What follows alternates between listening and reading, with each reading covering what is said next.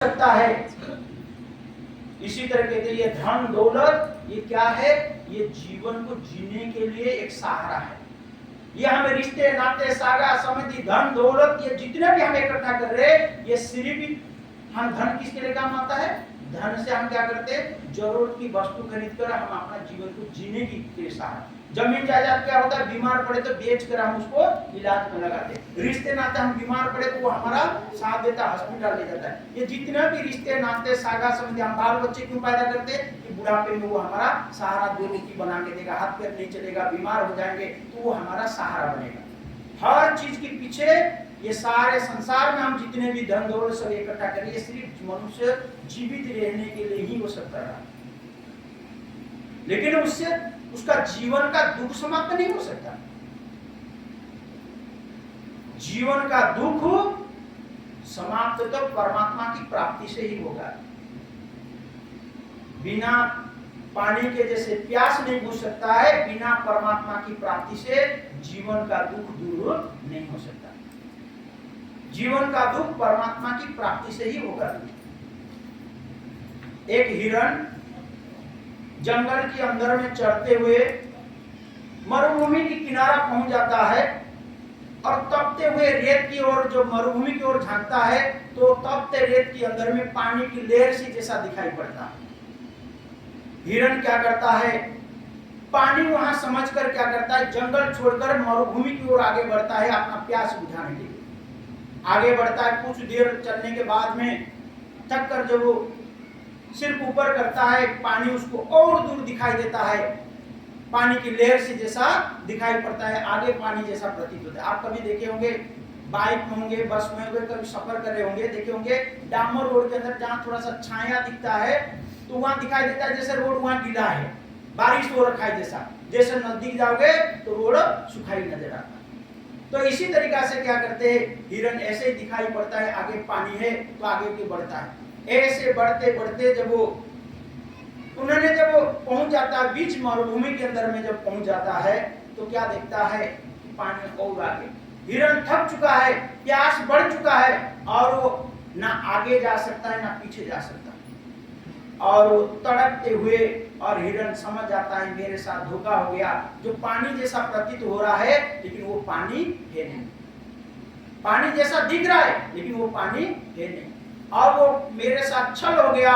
और वो पश्चाताप करते करते ना उसके पास इतना ताकत है कि पीछे लौट सके ना वो आगे बढ़ सके, और वहीं पर वो पश्चाताप करते करते अपना प्राण को त्याग देता है। लेकिन पानी कहाँ होता है? जंगल में, जहाँ पेड़ पौधा होता है बारिश वहीं होता है, पानी जंगलों में होता है, पेड़ पौधा जहाँ होगा बारिश वही होगा, पानी का संभावना वही होता है। लेकिन हिरण कहाँ भाग रहा था प्यास बुझाने के लिए? वो जंगल छोड़कर मरुभूमि की ओर जा रहा है। इसी तरह कहते हैं संसार भी इसी तरह मृग तृष्णा की तरह है। तो कहते हैं कि अब मनुष्य क्या कर रहा है? वो अपना प्यास बुझाने के लिए वो संसार की ओर भागता है। संसार अपना दिखाई पड़ता है लेकिन अपना है नहीं, दिखाई पड़ता है लेकिन सत्य है नहीं है।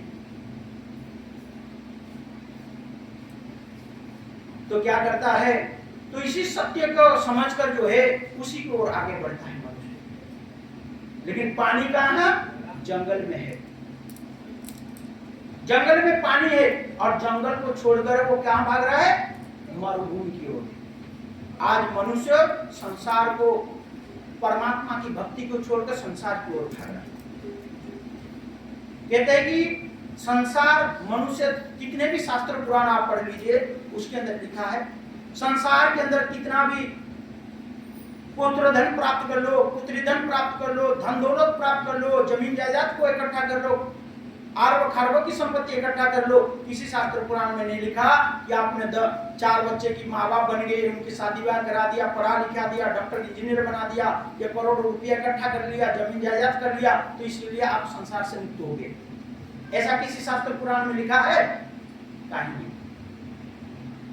कहते हैं कि संसार के प्रति अगर कोई व्यक्ति संसार को धन दौलत को एकत्रित करेगा, संसार का ही चिंतन होएगा, और संसार का चिंतन करते हुए मनुष्य लक्ष्य की ओर चला जाएगा, आवागमन की ओर चला जाएगा। लेकिन परमात्मा की जो व्यक्ति चिंतन करता है वो संसार से मुक्ति की ओर जाएगा। इसीलिए कहते हैं कि भगवान कृष्ण गीता में कहते तो जो अगर मेरा भक्ति करना चाहता है तो क्या करना पड़ेगा? सबसे पहले संसार से बैराग और परमात्मा का प्रति अनुराग।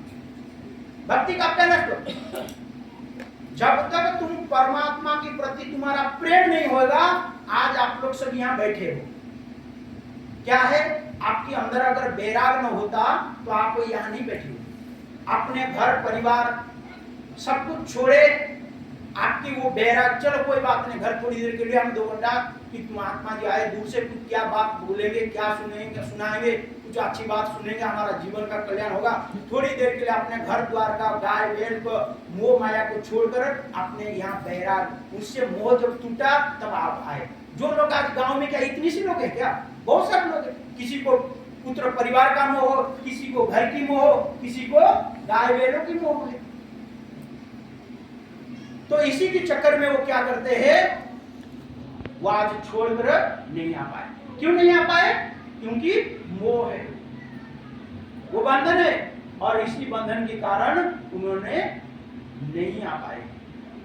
तो जिसने मोह को त्यागा और परमात्मा का प्रति जब उनके अंदर में अनुराग, जो प्रेम उत्पन्न हुआ, तभी वो व्यक्ति यहाँ आ पाए।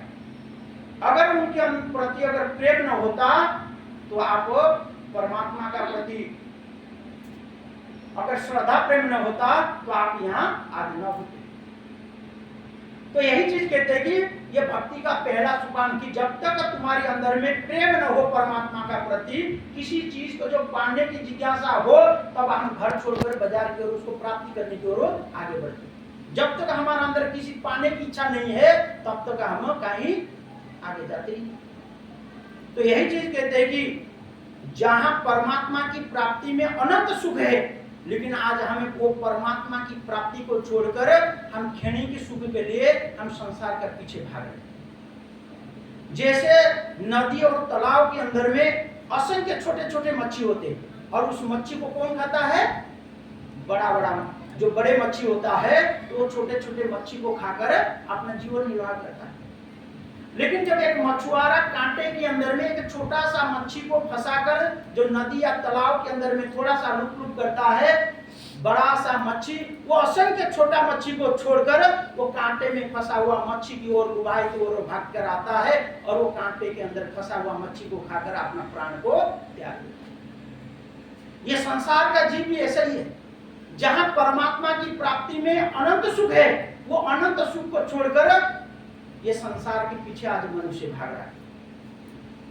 असंख्य मच्छी है जो खाकर अपना जीवन निर्वाह कर सकता था, लेकिन वो असंख्य मच्छी को छोड़कर वो कहां? वो कांटे में फंसा हुआ मच्छी की ओर जैसे मच्छी बड़ा मच्छी भागता है, तो इसी तरीका से क्या है, ये मनुष्य भी ऐसा ही है। ये परमात्मा की प्राप्ति और भक्ति को छोड़कर आज कहां भाग रहा है? आज संसार की ओर भाग रहा है। इसी चीज को समझाने के लिए समय समय पर महापुरुष आते हैं, संत आते हैं, संसार को समझाते हैं। हर माता पिता सही क्या है गलत क्या है अपना बच्चों को, कोई बारिश में भीग रहा है तो माता पिता क्या करते हैं? डांटते, बुखार आ जाएगा, भीग मत, गिर जाएगा, पैर फिसल जाएगा, तो उसको डांटते भी और उसका परिणाम भी समझाते कि ये क्या हो। तो इसी तरह संसार के अंदर में हर माता पिता जैसे अपना बच्चों की खुशी देखना चाहता है, जो माता पिता ने दुख कष्टों को सहा, हर माता पिता अपना बच्चों को वो कष्ट सहने नहीं देना चाहता है। कोई माता पिता अगर पढ़ा लिखा नहीं है, वो जरूर अपना बाल बच्चों को पढ़ाना चाहता है, कि ताकि वो पढ़े लिख ले और अपना पैरों पर खड़ा रहकर अपना जीवन को जो सुचारू रूप से वो जी सके। हर माता पिता चाहता है। तो इसी तरह कहते हैं कि बच्चा देखे होंगे, बहुत सारे ऐसे बच्चे होते हैं स्कूल ना जाने के लिए देर से उठना चाहता है, कि ताकि मैं देर से उठूंगा, स्कूल छूट जाएगा, मुझे खेलने को मिलेगा। लेकिन हर बच्चा वो चाहता है खेल कूद में ही उसको आनंद मिलता है। लेकिन बच्चा सोचता है कि इस खेल कूद में ही मुझे आनंद है, मेरी माँ बुरी है, मुझे खेलने को नहीं देगा। माँ उठती है,